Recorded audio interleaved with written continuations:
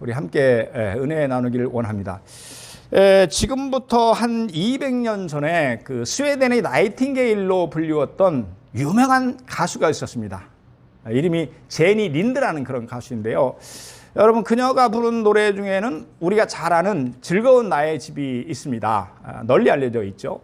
그런데 그녀는 가수로서 정상에 있을 때 갑자기 가수 활동의 중단을 선언을 합니다. 사람들은 인기의 달콤함을 아는 그녀인지라 아마 얼마 되지 않아서 무대로 돌아올 것이다 이렇게 생각을 했었죠. 하지만 무대를 떠났는데 완전히 소식이 끊겼습니다. 몇 년 후에 한 친구가 린드를 찾아가서 물었습니다. 제니, 무대가 그립지 않아? 그러다 그녀는 성경을 가리키며 대답합니다. 돈과 인기 때문에 잠시 이 기쁨을 잊었지만 이제는 잊지 못해. 무대 위의 기쁨은 잠깐일 뿐이야. 나에게는 세상 그 어느 것과 비교할 수 없는 천국의 기쁨이 있어. 그리고 그녀는 무대로 되돌아오지 않았습니다. 그녀에게는 하나님께 주신 기쁨이 있었다는 것이죠. 그러니까 그녀는요, 천국의 기쁨을 누리고 있었던 것입니다. 우리가 함께 읽은 오늘 본문은 이 천국의 기쁨에 대한 그런 말씀입니다. 여러분, 배경을 잠깐 한번 살펴볼까요? 이스라엘은 그 역사적으로 보면 그들처럼 그 외세의 침략과 내란으로 얼룩진 나라도 그리 흔하지 않습니다. 그러다 보니까 그런 상황에 따라서 거처를 옮겨야만 했습니다. 전쟁에 따라서 피난 갔다가 다시 올라오고 이랬단 말이죠. 근데 그들 중에서 이게 부자들은요, 항아리나 이게 나무 상자 같은 것에 집안에 귀중한 보물들을 넣었습니다. 그래서 이제 그런 넣은 항아리를 보물 단지라고 부르고 또 나무 상자를 보물 상자라고 그렇게 불렀죠. 왜 이들이 그렇게 넣었어요? 갖고 다니기 귀찮으니까, 불편하니까. 그리고는 자기 땅에다 이렇게 숨겨두었습니다. 그러다가 이제 전란으로 온 가족이 몰살되기도 하고 포로로 잡혀가기도 했습니다. 그런가 하면 땅 주인이 바뀌기도 했겠죠, 당연히. 그러니까 이제 보물은요, 그저 땅속에 묻혀있게 되는 거죠. 주님께서는 바로 당시에 실제로 있었던 경우에 예를 들어서 오늘 비유의 말씀을 하신 것입니다. 여러분, 본문은 우리에게 무엇을 말씀하나요? 천국은 기쁨의 나라라고 하는 것입니다. 그렇게 말씀하죠. 천국은 마치 밭에 감추인 보화와 같으니 사람이 이를 발견하고 숨겨두고 기뻐하며 돌아와서 자기의 소유를 다 팔아 그 밭을 사느니라. 이렇게 말씀합니다. 주님께서 제자들에게 주신 천국 비유 중에 하나입니다. 잘 알려진 비유이죠. 뭐라고 말씀합니까? 천국은 마치 밭에 감춰놓은 보물단지와 같다고 합니다. 그런데요, 어떤 사람이 밭을 갈다가 그것을 발견한 것입니다. 단지를 조심스럽게 열어보니까 각종 진귀한 보석들이 가득 담겨 있었습니다. 참 이름도 잘 알 수 없는 그런 아름다운 보석들이 얼마나 휘황찬란한 빛을 발하는지 눈이 부셨습니다. 여러분, 그러니 그의 마음이 어땠을까요? 얼마나 기쁜지 숨이 멎을 지경입니다. 참으로 주체할 수 없는 기쁨이 파도처럼 밀려옵니다. 심장이 그만 터질 것 같았습니다. 사랑하는 여러분, 주님은 이 비유를 통해서 우리에게 무엇을 말씀하시나요? 천국은 기쁨의 나라라고 하는 것입니다. 자, 우리 로마서 14장 17절의 말씀 우리 함께 읽겠습니다. 시작. 하나님의 나라는 먹는 것과 마시는 것이 아니요 오직 성령 안에 있는 의와 평강과 희락이라. 하나님의 나라는 희락이라. 이렇게 말씀하십니다. 여기서 희락의 원어는 카라라는 단어를 쓰고 있는데 그 뜻은 극심한 기쁨, 감당할 수 없을 정도의 즐거움, 이런 뜻이 있습니다. 그러니까 하나님의 나라는 극심한 기쁨의 나라입니다. 감당할 수 없을 만큼 큰 즐거움의 나라, 그것이 바로 천국이라고 하는 것입니다. 이처럼 천국은 기쁨의 나라라고 주님은 우리에게 말씀하십니다. 여러분, 마태복음 2장에 보면 예수님께서 헤로드 왕 때 유대 땅 베들레헴에서 나셨습니다. 우리 잘 알고 있는 내용이죠. 근데 이때 동방박사들이 예루살렘까지 왔다가 그들을 인도하던 별이 아기 예수님 위에 멈추는 것을 보았습니다. 그러자 그들의 마음이 기쁨으로 넘쳤습니다. 마태복음 2장 10절에 보니까 이렇게 기록합니다. 그들이 별을 보고, 그러니까 동방박사들이 별을 보고 매우 크게 기뻐하고 기뻐하더라. 어떻게 기뻐했다고요? 매우 크게 기뻐하고 기뻐하더라. 이 최상급의 기쁨을 잘 표현하고 있습니다. 여러분, 그러니까요, 이 기쁨은 세상의 기쁨을 표현한 말이 아닙니다. 그것은 하나님이 주신 기쁨입니다. 그것은 천국의 기쁨입니다. 그러니까요, 하나님은 별을 따라 아기 별을 찾아온 이 동방박사들이 마음에 천국을 이루어 주신 것입니다. 기쁨의 나라를 이루어 주셨습니다. 영국이 낳은 세계 최고의 시인 겸 극작가, 여러분 누굽니까? 윌리엄 셰익스피어는 이런 말을 했습니다. 천국은 영원한 기쁨의 보고이다. 천국은 영원한 기쁨의 보물창고라고 하는 것이죠. 천국은 기쁨이 가득한 나라라는 것입니다. 여러분 아멘입니까? 또한 영국의 저명한 수필가이자 소설가였던 체스터톤은 이런 말을 했습니다. 기쁨이란 그리스도인의 엄청난 비밀이다. 엄청난 비밀이다. 이게 마찬가지로요, 체스터가 말하는 이 기쁨은 세상의 기쁨이 아닙니다. 이 기쁨은 그리스도인들만이 가지고 있는 엄청난 비밀입니다. 왜냐하면 그것은 세상 사람들이 알지 못하는 천국의 기쁨이기 때문에 그렇습니다. 그것은 세상이 줄 수 없는 하늘의 기쁨이기 때문에 그렇습니다. 그것은 세상이 흉내낼 수 없는 신령한 기쁨이기 때문에 그렇습니다. 그것은 세상이 빼앗을 수 없는 절대적인 기쁨이기 때문입니다. 이처럼 천국은 기쁨의 나라라고 하는 것입니다. 여러분, 천국은요, 그 어느 곳과 비교할 수 없이 좋은 곳입니다. 천국은요, 가장 좋은 곳입니다. 왜 그렇습니까? 그 나라는 기쁨으로 가득한 나라이기 때문입니다. 이 비교한다. 우리는 비교를 잘하죠. 비교란 단어를 사전에 찾으면 이렇게 설명합니다. 비교란 둘 이상의 사물을 견주어 서로 간의 유사점, 차이점 등을 살피는 일. 말씀드린 대로 사람들은요, 자기의 것을 남의 것과 비교하여 자랑하기를 좋아합니다. 그런데 한 가지 분명한 사실은 천국보다 더 좋은 것이 없다고 하는 것입니다. 천국은 가장 좋은 곳이라는 말씀입니다. 만약에요, 이 땅에서 가장 좋은 것이 행복이라고 한다면 사람들은 그렇게 생각하죠? 여러분, 영원히 행복한 곳이 바로 천국입니다.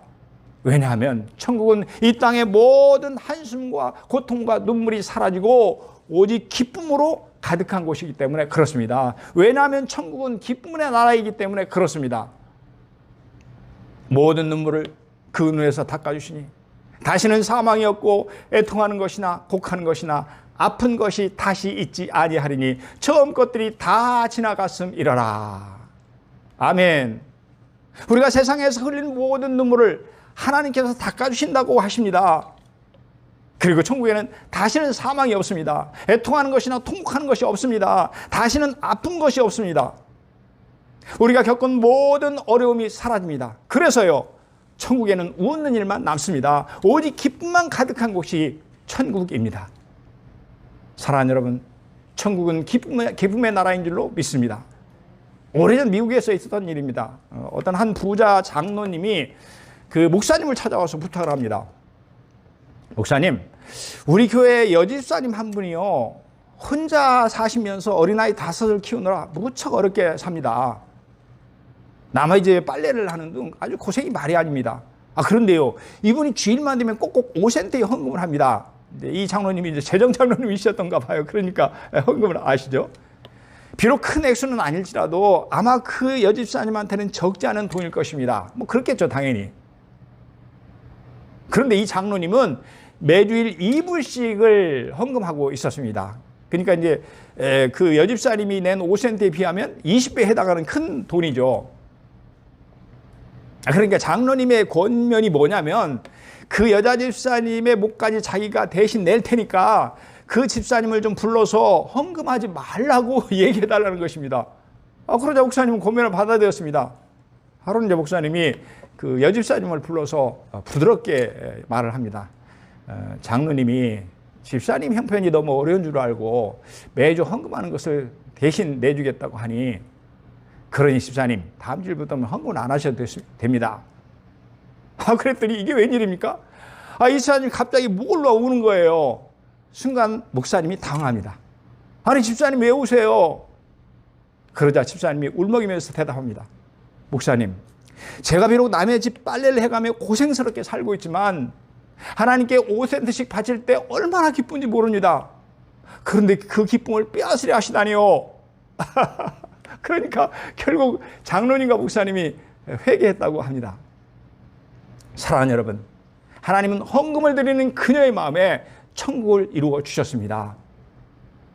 그러므로 그녀의 마음이 기쁨으로 가득 찬 것입니다. 왜냐하면 천국은 기쁨의 나라이기 때문에 그렇습니다. 여러분 아멘입니까? 아멘입니까? 사랑하는 여러분, 천국은 하나님의 나라입니다. 그리고 그곳에는 이 세상의 기쁨과는 비교할 수 없이 큰 기쁨이 있습니다. 그것은 천국의 기쁨입니다. 그래서 천국은 기쁨의 나라인 줄로 믿습니다. 여러분 그렇다면 이 기쁨의 나라, 이 천국의 기쁨을 하나님은 누구에게 주시나요? 오늘 본문이 우리에게 말씀하시는 거예요. 첫째로 천국을 발견한 자에게 하나님은 천국의 기쁨을 주십니다. 본문 44절 상반절에 보면 천국은 마치 밭에 감추어 숨겨놓은 보화 같다고 말합니다. 숨겨놨다가 하죠. 그러니까 아무도 찾을 수 없는 곳에 숨겨져 있었다는 말입니다. 여러분, 땅속에 붙여있는 보물 단지를 누가 알겠습니까? 눈에 안 보이는데요. 천국은 이렇게 숨겨져 있다고 주님은 우리에게 말씀하십니다. 그래서 천국은 세상 모든 사람들이 볼 수 있는 것이 아닙니다. 또한 천국의 말씀은 세상 모든 사람들이 들을 수 있는 것이 아닙니다. 그래서 주님께서는 귀 있는 자는 들으라. 여러분 그렇죠? 계시록에 보면요, 이 소아시아에 있는 교회들에게 편지를 하면서 주님께서 하신 말씀이 그거예요. 귀 있는 자들은 성령이 교회에게 하시는 말씀들을 들어라. 귀 있는 자들은 들으라고 말씀하신 것입니다. 그러니까 말씀하셔도 귀 없는 자들은 못 듣는다 하는 것이죠. 주님은 이런 말씀하십니다.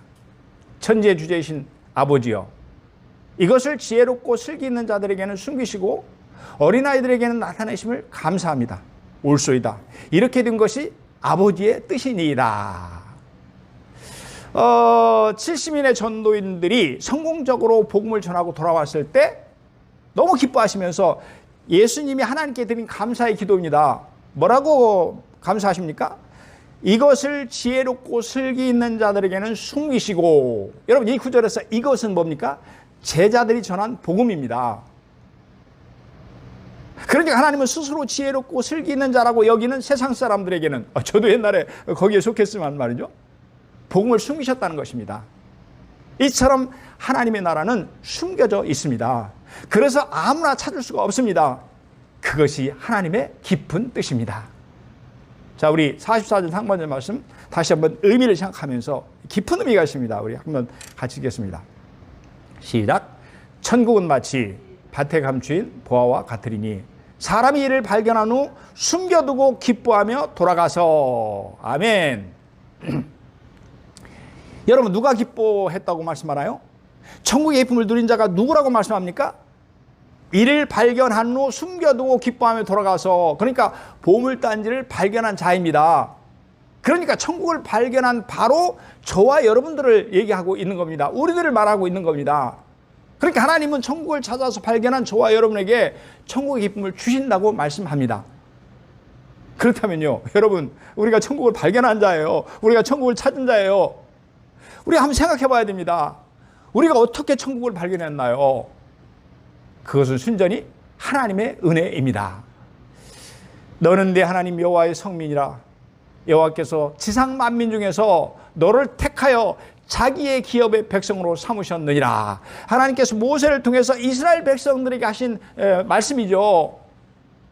뭐라고 말씀하셨어요? 너는 내 하나님 여호와의 성민이라. 성민, 거룩한 백성입니다. 그러니까 이스라엘은 여호와 하나님의 거룩한 백성이라고 하는 것입니다. 왜냐하면 하나님께서는 이 땅의 모든 백성 중에서, 수많은 백성 중에서 이스라엘 택하여 하나님의 기업으로 삼으셨기 때문에 그렇습니다. 그래서 이스라엘은 하나님의 택하신 백성이라고 하는 것입니다. 그래서 하나님은 그들에게 천국을 허락해 주셨습니다. 그들로 하여금 천국의 기쁨을 누리게 해 주셨습니다. 여러분 신약성경에 보면 예수님께서 제자들에게 이런 말씀을 하셨습니다. 너희가 나를 택한 것이 아니요 내가 너희를 택하여 세웠나니. 너희가, 제자들을 가리킨 거죠. 나를, 주님을 택한 것이 아니라는 거예요. 그럼 뭐 어떻게 된 겁니까? 내가, 주님이 제자들을, 우리들을 택하여 세웠나니. 아멘. 제자들이 예수님을 선택한 것이 아니라고 하시죠? 내가 너희를 택하여 세웠나니. 예수님이 친히 그들을 선택해서 세우셨다고 하는 것입니다. 그래서 그들은 하나님의 자녀가 되었습니다. 그래서 그들은 천국의 백성이 되었습니다. 천국의 기쁨을 누리는 주인공이 된 것입니다. 마찬가지로 저와 여러분이 천국을 발견한 것은 우리의 열심이 아닙니다. 우리의 노력의 대가가 아닙니다. 그것은 순전히 하나님의 은혜입니다. 하나님이 수많은 사람 중에 우리를 선택하셨습니다. 성경을 보니까 만세전에 우리를 선택하시고 그리고 부르셔서 우리로 하여금 복음을 받아들이게 한 것입니다. 하나님은 창세전에 이미 저와 여러분을 선택하셔서 천국을 발견하게 하신 것입니다. 여러분 아멘입니까? 발견한 우리가 주인공이에요. 그래서 천국의 기쁨을 주신다고 하십니다. 그런데 중요한 것은 어떻게 발견했냐는 거예요. 기차 안에 그리스도인 노동자가 두 사람 군인 사이에 앉아 있었습니다. 그중에 한 사람은 사병이었고 다른 한 사람은 30대 중반의 상사였습니다. 그들은 둘 다 전투에 참가하고 돌아오는 길이었습니다. 그런데 보니까요, 이 젊은 사병이 매우 행복하고 활기차게 보였습니다. 싱글벙글하는 거예요. 이 상에서 노동자가 사병에게 무엇이 그렇게 기쁘냐고 물었습니다. 그러자 젊은 사병이 대답합니다. 그거요. 지금 저는요 참 행복하거든요. 아니 왜 그렇게 행복하시죠? 저는 전쟁터에서 그리스도를 새롭게 발견했습니다. 한창 전투 중이었는데요. 저는 어렸을 때 주일학교에서 배운 대로 그리스도를 의지했습니다. 그랬더니 주님은 죽을 수밖에 없는 위급한 상황에서 저를 구원해 주셨습니다. 그 이후 저는 그분 때문에 기쁨을 이기지 못하고 있습니다. 그러니까 전투 중에서 그리스도를 발견한 이 사병은 주님이 주시는 기쁨으로 가득했다고 고백하는 거예요. 그는 천국의 기쁨을 충만하게 누린 것입니다. 이처럼 하나님은 그리스도를 발견한 자에게 천국의 기쁨을 주십니다. 그리스도 안에 있는 저와 여러분에게 천국의 기쁨을 누리게 해 주시는 것입니다. 여러분 아멘입니까? 그렇습니다. 천국은 지금도 세상 사람들에게 숨겨져 있습니다. 그래서 저들이 나오지 못하는 거예요. 나오지 않는 거예요. 그러나 하나님은 우리 한 사람 한 사람을 선택해 주셨습니다. 저와 여러분을 하여금 그리스도를 발견하게 해 주셨습니다. 그래서 우리에게 천국의 기쁨을 누리게 해 주신 줄로 믿습니다. 아멘. 우리 반주에 맞춰서, 피아노 반주에 맞춰서 우리를 선택하시고 또 우리를 불러주셔서 우리로 하여금 보물 예수 그리스도를 찾게 하신, 다시 말하면 우리를 만나주신 그 주님을 우리 함께 찬양했으면 좋겠습니다. 간절한 마음으로 우리 이 노래를, 이 찬양을 불렀으면 좋겠습니다.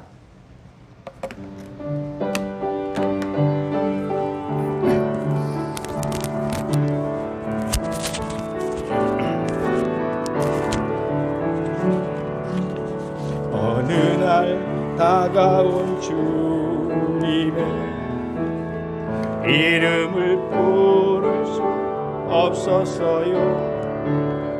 뜨거운 사랑을 느꼈지만 부를 수 없었어요. 어느 날 다가온 주님의 모습을 쳐다볼 수 없었어요. 따뜻한 사랑을 느꼈지만 바라보지 못했어요. 비우지 못한 작은 가슴, 주님의 사랑은 너무 커요. 부서지고 낮아져도 주님 앞에 설 수 없어서요.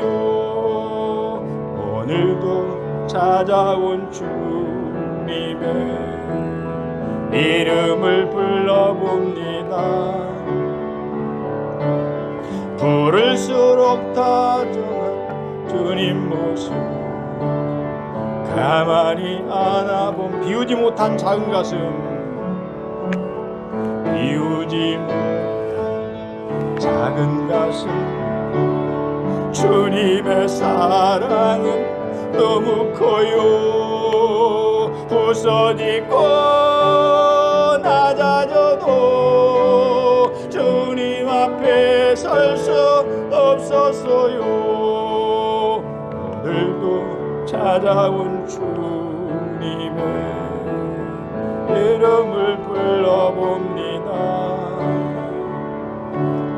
부를수록 다정한 주님 모습 가만히 안아봅니다. 부를수록 다정한 주님 모습 가만히 안아봅니다. 아멘, 아멘, 아멘. 그리고 천국은요, 하나님은요, 천국의 기쁨을 누구에게 주시나요? 첫째는 천국을 발견한 자에게 주십니다. 또 두 번째는요, 여러분 천국의 가치를 아는 자에게 하나님은 그 기쁨을 허락해 주십니다. 44절 하반절을 보니까 이렇게 말씀하죠. 이를 발견한 후 숨겨두고, 그러니까 보화를 발견한 후 숨겨두고 기뻐하며 돌아가서 자기의 소유를 다 팔아 그 밭을 샀느니라. 자기의 소유를 다 팔아 그 밭을 사느니라. 땅속에 숨겨진 보물단지를 발견한 사람은 여러분 말할 수 없이 기뻤을 것입니다. 그렇겠죠. 그는요, 조심스럽게 주위를 살펴봅니다. 왜냐하면 보물단지를 다른 사람이 보면 안 되기 때문입니다.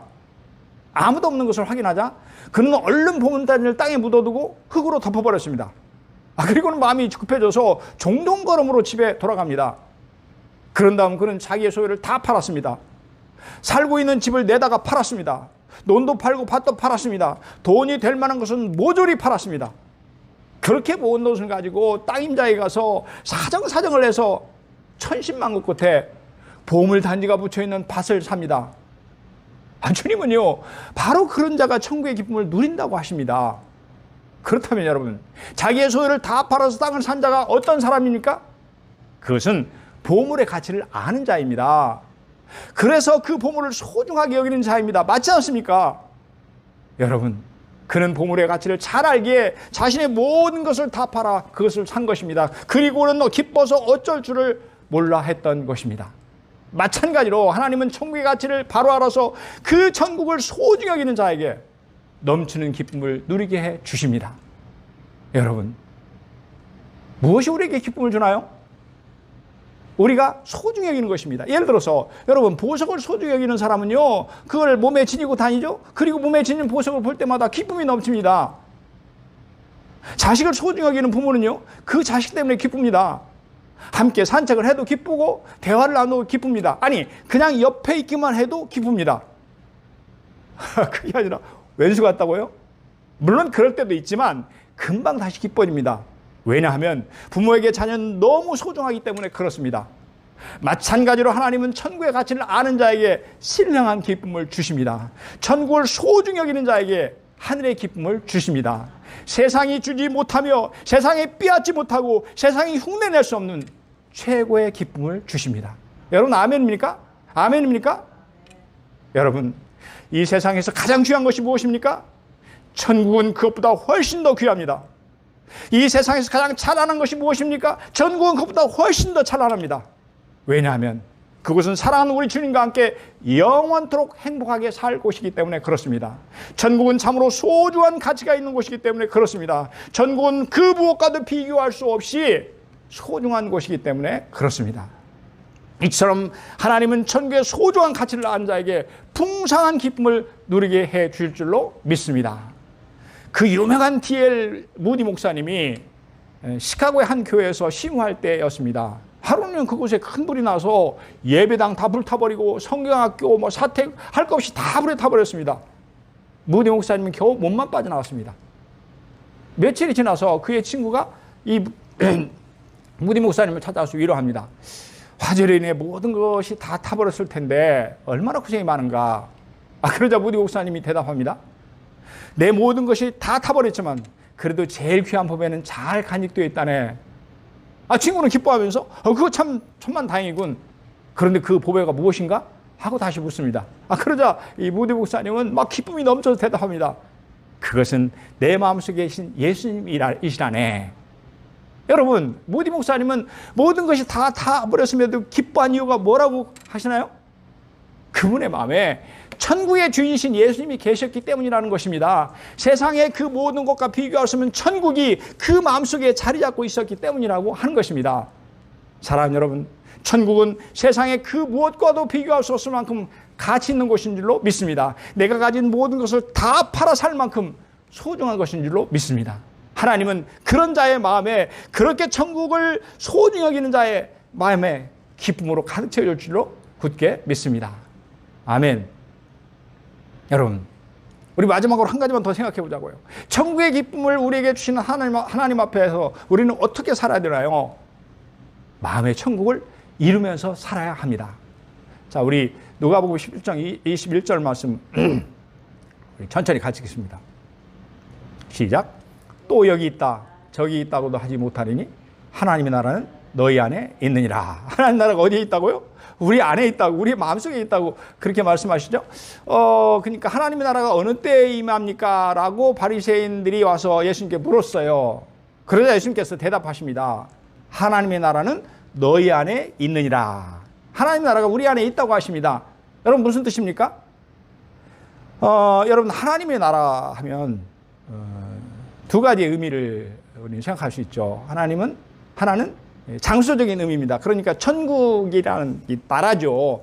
그 나라는 우리가 주님 앞에 갔을 때, 이 궁극적인 그런 천국이 주님 앞에 갔을 때 우리가 살게 된 영원한 새하늘과 새 땅입니다. 그래서 우리는 그 천국을 소망하며 살고 있습니다. 그렇죠? 하지만 그뿐이 아니고 현재의 천국이 있다는 거예요. 그 현재의 천국이 우리 마음에 있다고 합니다. 그러니까 우리가 장차 앞에 가서 영원히 살 곳이지만 이 땅에서도 하나님께서 우리의 천국을 누릴 수 있는 은혜를 주셨다고 하는 것입니다. 하나님이 계신 그곳이 바로 천국입니다. 그러니까 하나님의 다스림을 받는 바로 그곳에 천국이 이루어지는 것입니다. 하나님은 그 마음에 하나님을 모시고 그분의 뜻을 따라 사는 자의 마음에 천국을 이루어 주신다는 그런 의미입니다. 마찬가지로 우리 가정이, 예를 들면 여러분, 우리 가정이 하나님의 통치를 받아들이면 우리 가정에 천국이 이루어집니다. 우리의 직장이 하나님의 통치를 받아들이면 하나님은 그곳에 천국의 기쁨을 넘치게 부어주신다고 말씀하시는 것입니다. 사랑하는 성도 여러분, 천국은 기쁨의 나라인 줄로 믿습니다. 우리는 하나님의 크신 은혜로 천국을 발견한 줄로 믿습니다. 하나님은 오늘도 천국의 가치를 알아서 소중히 여기는 자에게 하늘의 기쁨으로 가득 채워줄 줄로 믿습니다. 또한 내 마음에, 우리의 가정에, 그 어느 곳이라 할지라도 주님의 통치를 받아들인 자에게 하나님은 천국의 기쁨으로 가득 채워줄 줄로 굳게 믿습니다. 아멘, 아멘. 예, 우리 다시 한번 어느 날 다가온 주님의 같이